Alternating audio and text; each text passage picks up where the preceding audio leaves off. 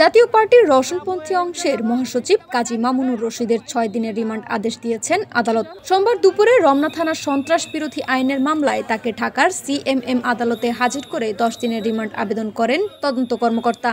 আদালতকে তদন্ত কর্মকর্তা জানান, মার্কিন নাগরিক এনায়েত করিম চৌধুরী রিমান্ডে স্বীকার করেন দেশকে অস্থিতিশীল করার লক্ষ্যে একটি নির্দিষ্ট দেশের গোয়েন্দা হিসেবে বাংলাদেশে আসেন তিনি। এ সময় কাজী মামুনুর রশিদ তার আবাসন ব্যবস্থা সহ যাবতীয় আর্থিক সহযোগিতা করেন। ফলে এই পরিকল্পনায় জড়িতদের চিহ্নিত করতে মামুনুর রশিদকে পুলিশি জিজ্ঞাসাবাদের পক্ষে শুনানি করেন রাষ্ট্রপক্ষের আইনজীবীরা। তবে অভিযোগ অস্বীকার করে জামিনের আবেদন করেন আসামি পক্ষের আইনজীবীরা। উভয় পক্ষের শুনানি শেষে এই আদেশ দেন বিচারক।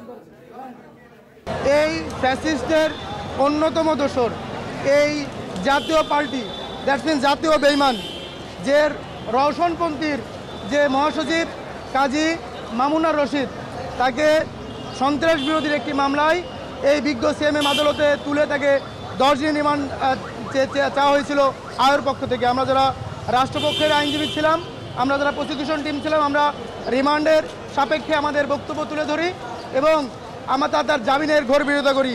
বিজ্ঞ আদালত আমাদের বক্তব্য এবং আসামির বক্তব্য, উভয় পক্ষের বক্তব্য শ্রবণান্তে এই কাজী মামুনুর রশিদকে 6 দিন রিমান্ড মঞ্জুর করে সিডব্লিউ মূলে জেল হাজতে প্রেরণ করেন।